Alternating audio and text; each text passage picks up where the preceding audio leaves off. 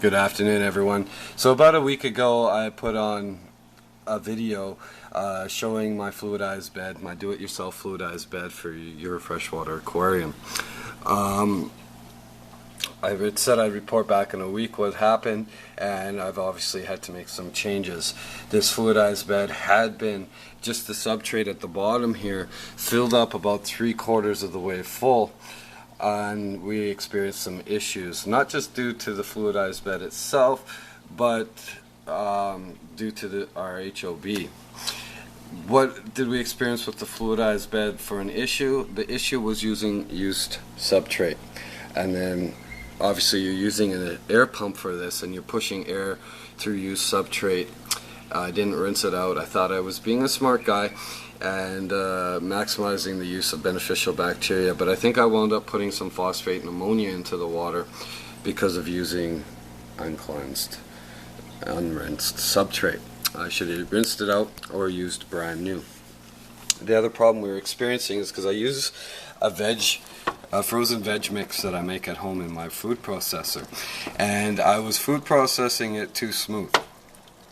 I would freeze it, give it to my fish in bite-sized pieces, and they were not consuming it in the time that it thawed and dissolved into the water. So our AquaClear 75 on the back of this 45 bow front came completely contaminated with this food, which was adding coloration to the water as well.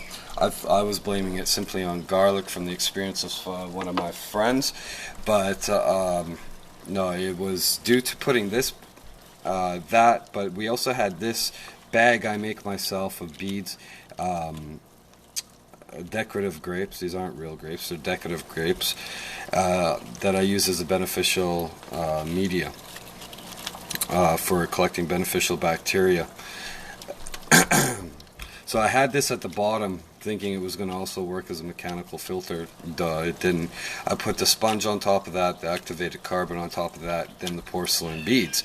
And what happened was actually that this allowed, obviously, all heavy material to bypass this and then hit the sponge that the AquaClear puts in there, that heavy, thick sponge.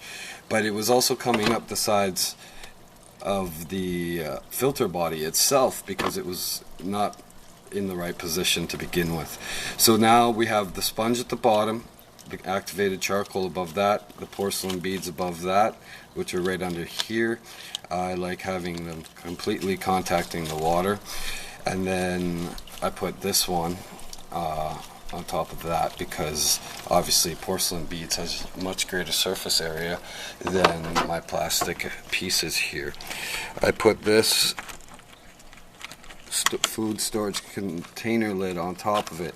This pushes down all that beads and stuff that I've put in there down into the water, forcing the water to contact the beneficial bacteria there. So now that that was all fixed up, technically we lost all of our beneficial bacteria though. So we came back to here and started reevaluating what to do with this fluidized bed, because I really like to have an air stone running along with my DIY filters. I love the look of air bubbles in a tank, as well as it makes me more comfortable that I'm putting more oxygen into the tank for my fish. So we removed the majority of the gravel there, as you can see, and replaced them with glass stones.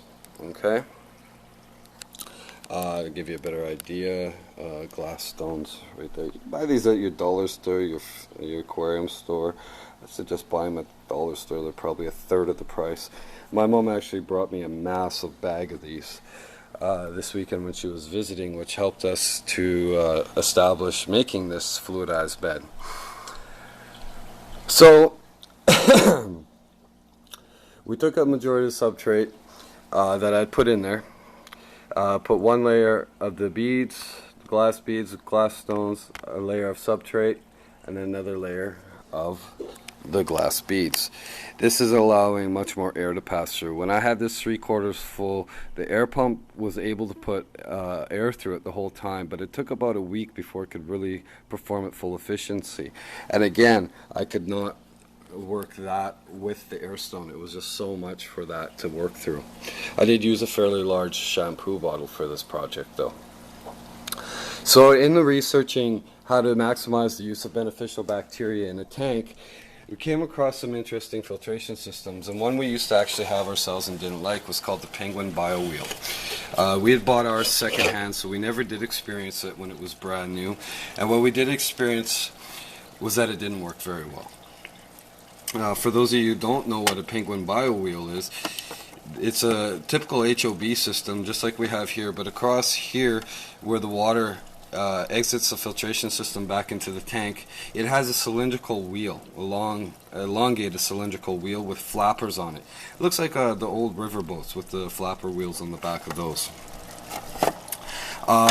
So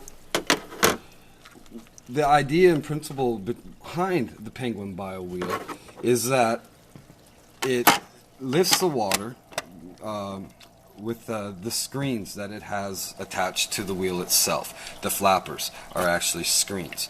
It lifts the water, and on the screen and the plastic of the wheel itself is layers and layers of beneficial bacteria. So as it lifts the water out of the up, it makes the water contact beneficial bacteria and oxygen at the same time, in turn killing ammonia and nitrate and maximizing hopefully the oxygen input into the water back into the tank. The reason it doesn't work well is that after some time, again, we never used it brand new, so all I can say is after some time the alignment of the wheels is very poor and they don't spin very well. So using the theory of the Penguin Bio Wheel, of it making the water contact oxygen and beneficial bacteria at the same time, we lifted our DIY filter to the top of the tank, and across our 45 bowl we have this glass bar that extends from one side to the other. Below the glass bar on each side, some support structures, which is a rectangular glass piece is about 4 to 6 inches long, and that's actually below this glass bar that comes across here. So what I've done is lifted the DIY filter up to the bottom of that bar, the rectangular piece, to make the what is escaping from the DIY filter, hopefully oxygenated water along with beneficial bacteria on it, to contact this glass, which is covered in beneficial bacteria, causing explosions to happen right here along the edges, as well as it's also right beside my filtration system, so the exit point of the filtration is picking this up and spreading it around the tank. Another way it's spreading around the tank is directly across the bar as well. You can see it comes across the bar, it builds up, makes contact with the piece of glass on that side, the rectangular piece, and explodes there as well.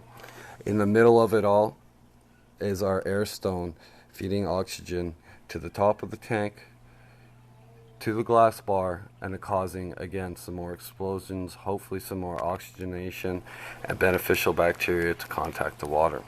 Now 2 days ago we had water we couldn't see through. As you can see my covered air conditioning unit back there. You can see this purple plant.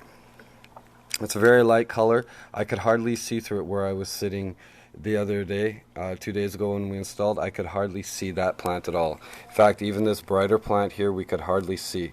It was a lot easier, but this one we really had to strain to see. We could see the outline of that one and had to strain to see an outline of this one. After just 2 days, again, we got sun shining through there. You see even through my glass patio door there. But we can see through this tank, through the next tank, and into my kitchen over there. It's still not perfectly clear. We'll come back to this in a couple days to a week, and it should be perfectly clear. I'll show you by then. But I'll tell you, I couldn't even see down into my water the other day. I could not see hardly even the outline of a fish, let alone what we're seeing today.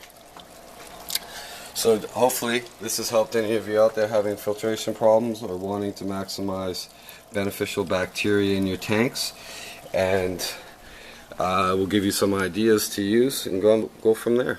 Take care. Have a good